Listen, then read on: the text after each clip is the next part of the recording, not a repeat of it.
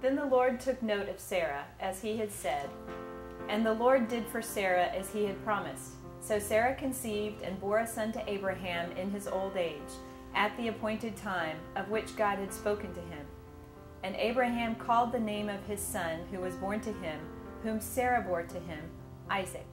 The little story is a quick one. It has to do with these fathers of the faith that we've been studying, because God is faithful. That's what they all had to figure out.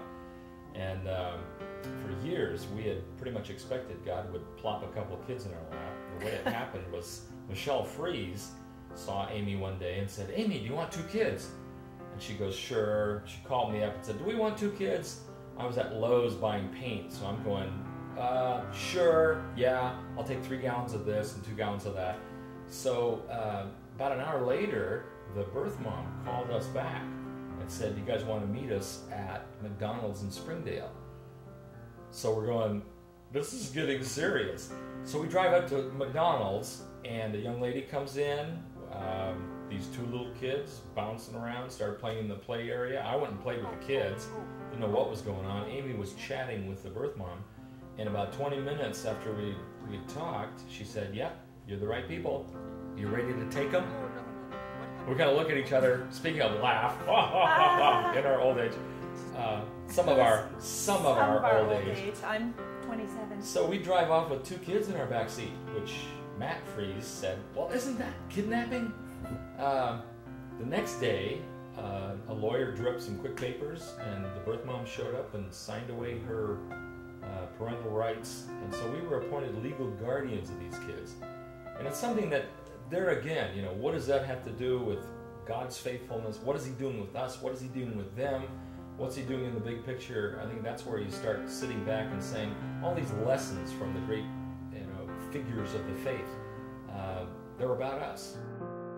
So much of our story has to do with what God is doing, pulling us together, who we are, and where we're headed with missions and mission mobilization.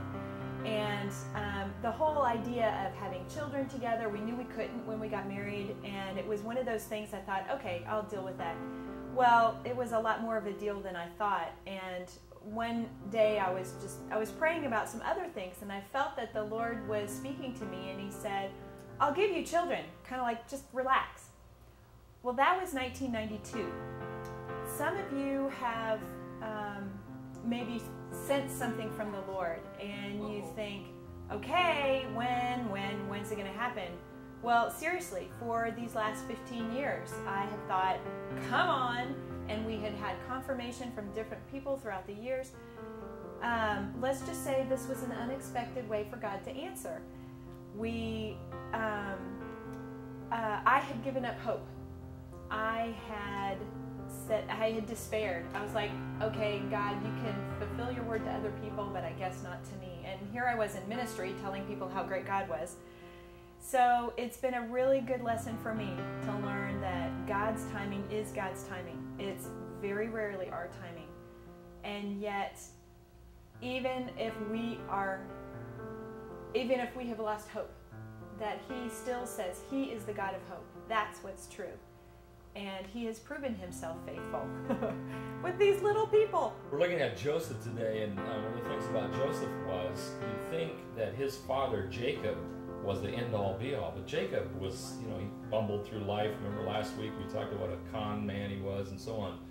And something that we have to realize is that our lives may not be so much about us. It may be about these kids. It may be about what God wants to do. I mean, he's jumped in and done something remarkable with these children so far.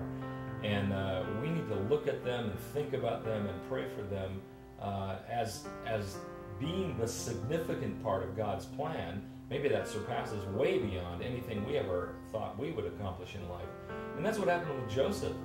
Joseph is this kid. He's the youngest brother. He's kicked out. And yet he ends up saving his entire family and people off in the future. So we're really looking toward Caroline and Eli. Not so much fulfilling our little dreams, but fulfilling the dreams that God has and why he designed them. And why he put them in our family. Yeah. Why did God choose these 2 children for us? So there's something there too.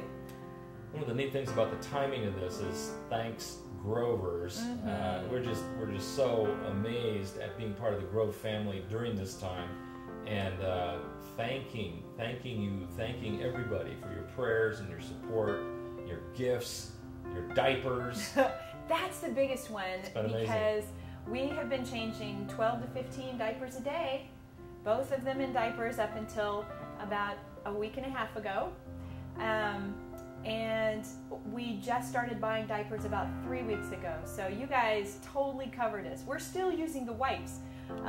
We had food. We had the best. I was really sad when the meals being brought over ended. You could keep that up. Yeah, if you want to keep going with that, that would be a real joy. And we really want to say that. Thank you. Yeah. Thank you seriously, Grove family. And we also want to say this, that God is faithful. He's faithful to what he said he will do. He is faithful to his character.